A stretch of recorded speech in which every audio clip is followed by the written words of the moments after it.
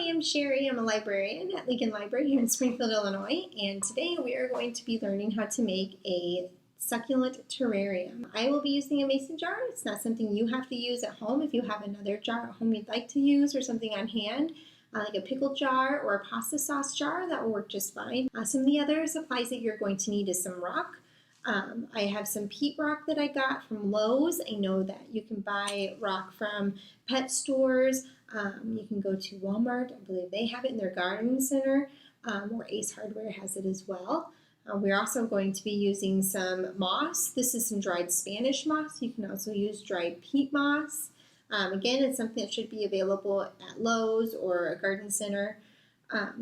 Another element we're going to be using, but you don't have to use it in yours, is charcoal. The reason why I like to use it in my terrariums is because it is an odor eliminator. Sometimes with these terrariums, because of the moisture that gets locked in there, it can cause a moldy, musty smell, and the charcoal helps fight against that. And then also we're going to need some soil. The kind of soil you want to use, since we're using a succulent, is the type of soil that's specific for cacti and succulent. This soil is different from potting mix in that it's better for draining. When you water your plant, you want to water the soil around it, not water the plant itself. And so this soil just helps drain the water down into your different layers so that your succulent or your cactus isn't sitting in all that moisture. If your succulent does sit in a lot of moisture, it will rot out the roots. It could cause that moldy, musty smell that we were just talking about, and also it could cause your plant to die. We don't want that to happen at all. So let's go ahead and get started. And the first layer that we're going to use is the rock. I would go ahead and put about 1/2 inch to 1 inch in the bottom. It's really up to you. I would say no less than 1/2 inch because we want that water to be drained down into the rock. And about 1/2 inch to 1 inch there of rock.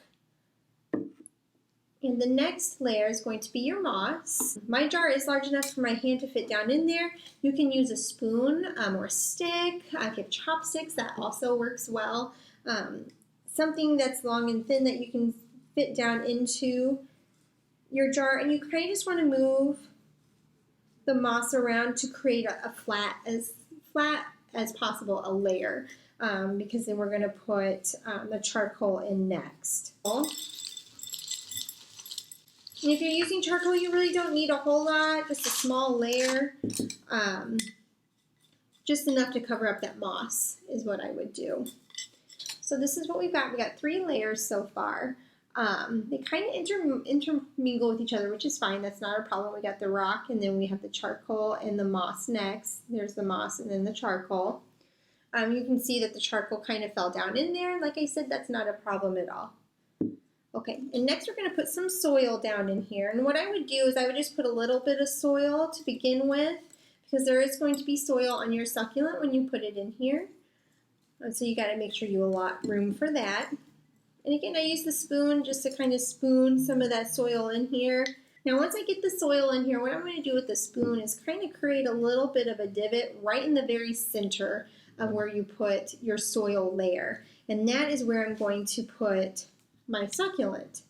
I have a jade plant. That's what this one is.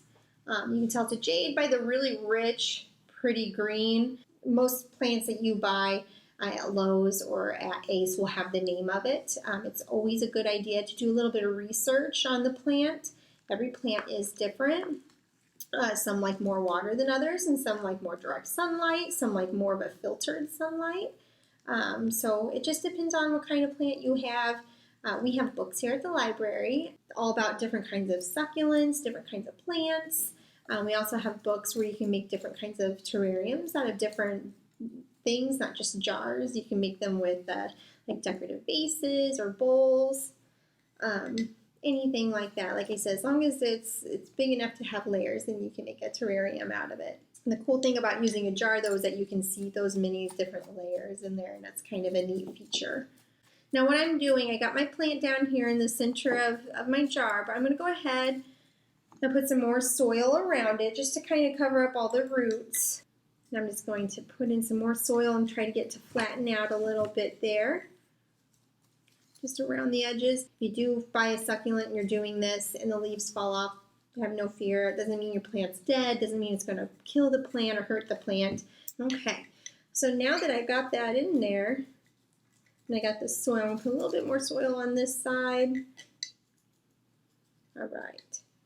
Okay, so here's my terrarium. You can see I got my plant up here, and I've got my soil layer here, and then my charcoal, and then my Spanish moss, and then I've got my layer of rock down there. So when we water our plant, we're going to water it around the plant and not actually on the plant. If you get water on the leaves of the plant and then you have it in the sunlight, it can cause a sunburn on the leaves. It causes some unsightly black marks on the leaves. You want a pretty, succulents are known for being pretty and green. You want to kind of keep the integrity of the plant. So now that we have our terrarium put together, I'm going to go ahead and put some of these river rocks that I have down in here. And like I said, these are just decorative. They really serve no purpose whatsoever. I just think they're pretty. You don't have to use these kind of rocks. You can use those little crystally looking like blues and reds and clear little pebble rocks that you use in like a fish aquarium. Those would look really pretty on here, like the glass rock I think they're called.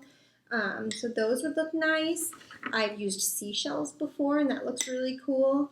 So now I've got my little decorative rocks down in there. You can see just around the edge here, just to give it a little flair. I'm going to go ahead and use my twine that I have. I'm going to go ahead and wrap it around here. And you can tie a knot, you can put a bow in it. I'm probably just going to tie a knot here. And here it is, my succulent terrarium. Succulents can be pretty easy to take care of. Don't water them very often. You can maybe do it every 2 weeks. The leaves start to look kind of wrinkly and it looks just kind of droopy and sad. Go ahead and give it a little bit more water and put it in some more sun. If your leaves seem to have little black spots on it, that might mean it's getting sunburned. So maybe take it away from the sun a little bit. Some succulents do like some direct sunlight part of the day. So I find that with those, I like to sit them out on my patio in the morning just to get a couple hours of morning sun. But like I said, every succulent is different. Go online or come here and get one of our books, read up a little bit on the kind of succulent that you have, and then you can care for it. If you have any questions, feel free to give us a call. We can put any of those books on hold for you.